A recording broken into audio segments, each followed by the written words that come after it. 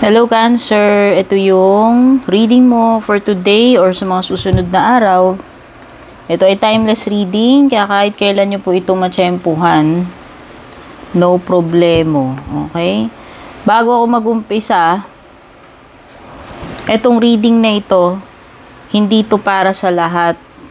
Please lang, isiksik nyo po sa isip nyo yan. Meron kasing mga tao na nagre-react sa mga reading na as if akala mo personal reading nila yun. Feeling nila, nakatag yung pangalan nila kahit hindi. Hindi ko alam saan nila nakukuha yung illusion na gano'n, no? So, kung tutugma, tutugma. Kung hindi, hindi. Kasi ito ay pangkalahatan, take note. Hindi ito pang individual o specific na tao, pangalan. Wala akong binabanggit na any name sa lahat ng mga readings ko. Okay? Just to make it clear, meron po kasing mga hindi makaintindi. Hindi ko nilalahat. Yung iba very good naman, matatalino sila, naiintindihan nila, pero iba hindi. Prangka lang talaga ako, pasensyahan tayo. Kung gusto nyo talaga na personal reading, magpa-personal reading kayo, yun, no? So, sa mga interesado sa personal reading, send lang kayo ng PM sa FB page ko, yung link at details nakalagay sa description nitong video. At kung di pa po kayo nakaka-subscribe, syempre, don't forget to subscribe. At kung magugustuhan nyo naman yung reading, malaking help po kung ila-like and share ninyo. Okay, kunin muna natin overall energy mo. Cancer. Fresh start. Ano ba to? Magsisimula ka ba ng bagong trabaho? Nagsimula ka ba pumasok sa bagong relationship? Ayan. No? Kung hindi man yon, basta mabibigyan ka ng chance na makapagsimula. Ayan. Kung ano man tong sisimulan mo o kakasimula mo lang ngayon, no? Fresh start. Lagi man tayo nabibigyan ng di ba? Ng fresh start. Imagine niyo na lang tuwing nagigising tayo sa umaga. Another blessing, another opportunity, diba? Nagawin yung mga hindi natin nagawa kahapon o nung mga nakaraan. Ibig sabihin, tuwing nagigising tayo, nabibigyan tayo ng bagong opportunity, tsansa. Yung palang blessing na yun, naimulat mo uli yung mata mo the next day. Yun, hindi napapansin ng iba yun. Marami silang reklamo sa buhay nila. Samantalang yung iba, suffering, may cancer, last stage, ganito ganyan, hindi nila alam kung bukas magigising pa sila. Ang ko lang doon, maging mapagpasalamat pa rin tayo sa kung anong meron tayo, na nagigising pa rin tayo, wala tayong ganito ganyan. Kompleto yung limbs natin, nakakalakad tayo, nakakakita, yung iba hindi. Okay? Minsan kasi, reminder lang. Yung iba nakakalimot. Masyado nang mareklamo. Hindi na nila napapansin yung mga blessings nila. Possible outcome mo, compassion.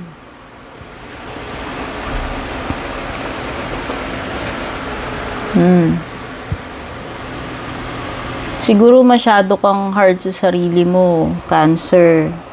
O nire-remind ni Kuan Yin na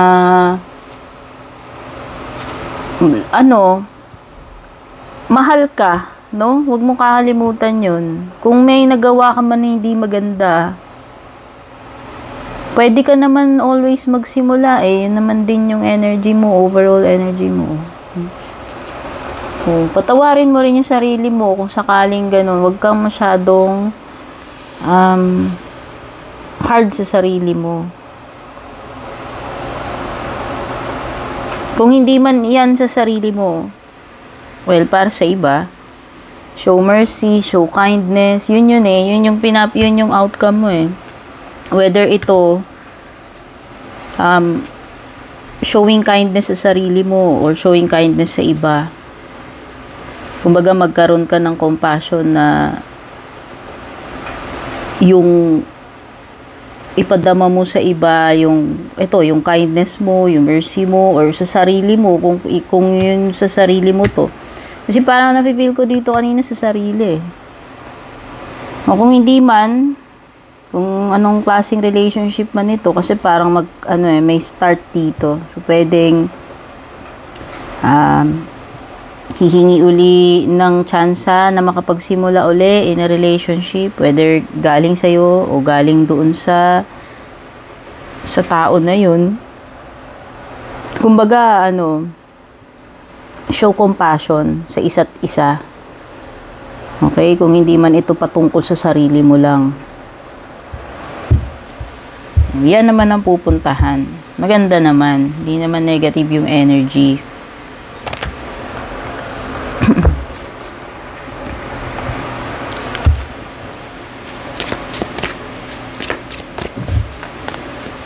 Kumbaga, kung sobrang tumigas na yung puso mo sa galit, sa sama ng loob, no?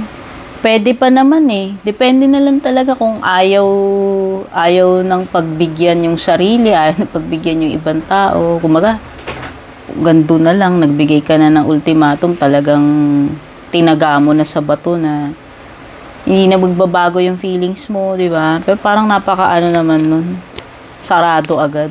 No? Ayan lang naman. Pwede ang reminder lang naman sa'yo dito sa present energy mo and sa outcome mo is anytime pwede uling magsimula. No need to judge yung sarili mo. Hindi mo kailangan naman i-judge yung iba rin. No? Pwedeng magsimula. Yun lang yun. No? At magsisimula yun. Show compassion. No, yung binanggit ko kanina.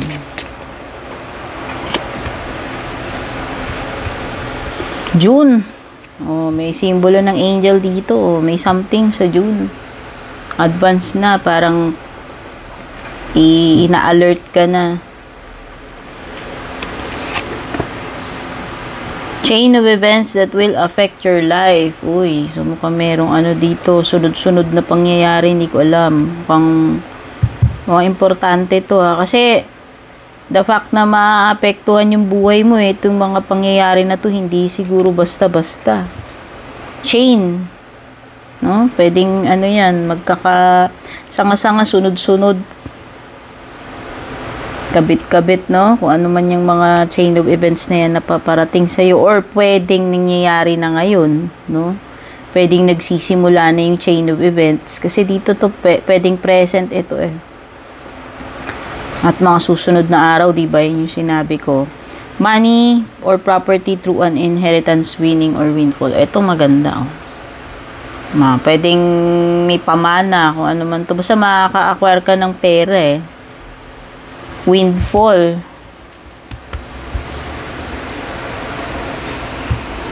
Ito yung pera na hindi mo siya pinagtrabahuan, eh. Yung ipapasa lang sa'yo, yung ganun tipo. Kung mananalo ka sa mga taya-taya, kung ganyan, kung swertihin ka, malay mo naman. Isa ka sa mga masiswerte, diba?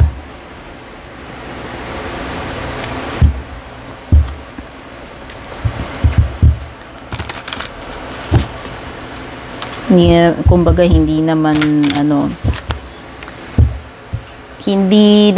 din imposible. Malay mo, wala naman nakakaalam, di ba? Kung ikaw na pala susunod na milyonaryo. Pero kung di ka tumataya, huwag ka nang magtaka. Hindi ka naman tumataya. Para lang doon sa mga mini-mention ko yung mga tumataya. Siyempre sila tumataya sila eh. Baka lang, no? Love life mo. Oo nga. May kinalaman itong overall energy mo and outcome. Tsaka itong love life mo. Kasi dito mini-mention yung damage and habits and reunion. So, di ba nga sabi ko, possible naman makapagsimula uli. Lalo na pagdating sa love life mo. Ayan, no? May possibility na magkabalikan kayo. Kailangan nyo lang is compassion. Show mercy, show compassion, show kindness to each other. At, syempre, willingness to start again. O, diba? Relate sila. Oh, nasa sa inyo na yun. Decision nyo yun eh. Oh, ang pinaano lang ng cards dito is may possibility. Hindi kayo inuutusan. Hindi kayo inuutusan, ha? Para dun sa mga makukulit. Hindi kayo inuutusan. You always have a choice. May free will tayo. Okay? Ito ay ano lang. Mga senyales lang. Damage. So, pwedeng nagka-damage kayo sa isa't isa malalim, no? Ibig sabihin, hurts. Nagkasakitan. Nagkaroon na ng maraming nangyari na hindi pwedeng kailangan pa ng ma-repair through time, no? Ibig sabihin, mga hinanakit o kung ano man yung mga ginawa ninyo sa isa't isa, ang mga sugat, no? Emotional. Kasi ano eh, kaya siguro kayo nag-part ng ways nitong tao na to. Kasi, feeling ninyo parang irreconcilable na yung mga differences ninyo. Parang feeling ninyo hindi na magbabago. Bagkus nung mga times na yun, baka nagiging worse pa ng nagiging worse everyday. Kaya nga siguro kayo nagkaroon ng breakup. Pero, wala namang imposible kung magmamahal ka, magpapatawad ka eh. Yun naman yun eh.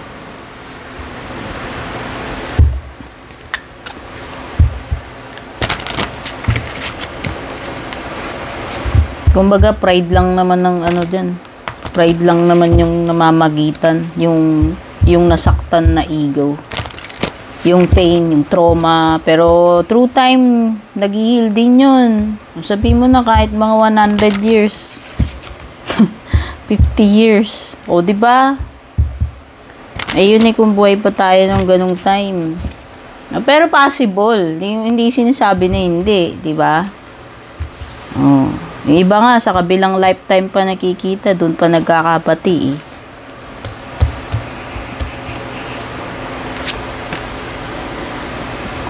Para lang sa mga naniniwala, hindi ko sinisiksik sa inyo, pinipilit yung idea na yan. May mga tao na naniniwala sa ganun, hindi lahat. So para doon sa mga naniniwala. Again, sa mga naniniwala lang.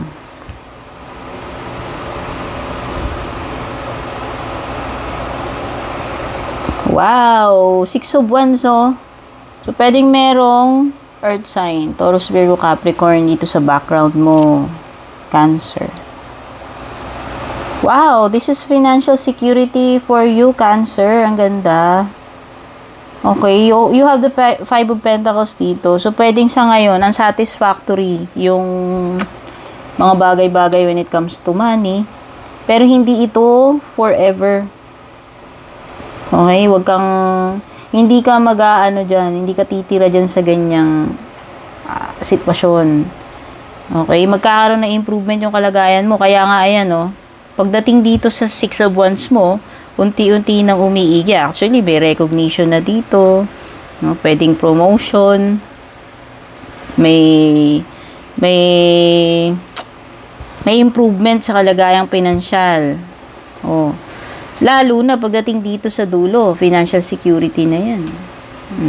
Ang ibig sabihin lang nito, kung talagang makakahanap ka ng way out dito sa sitwasyon mo na unsatisfactory pagdating sa pera, magpupursige ka naman at magsasucceed ka dyan sa gagawin mo, there is a big potential na magiging financially secured ka. Whether we are talking about business o sa trabaho mo.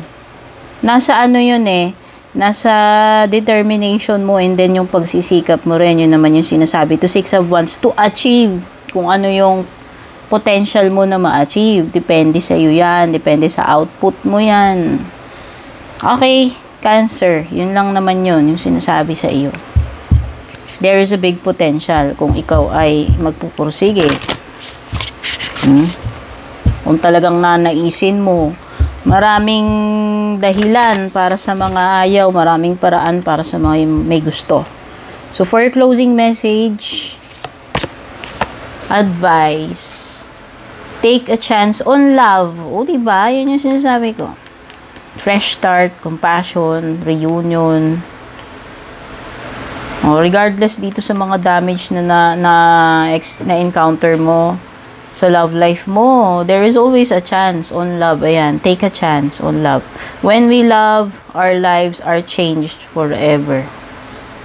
So, kung hindi ito sa romantic side mo, tumutukoy, same thing, ganun pa rin.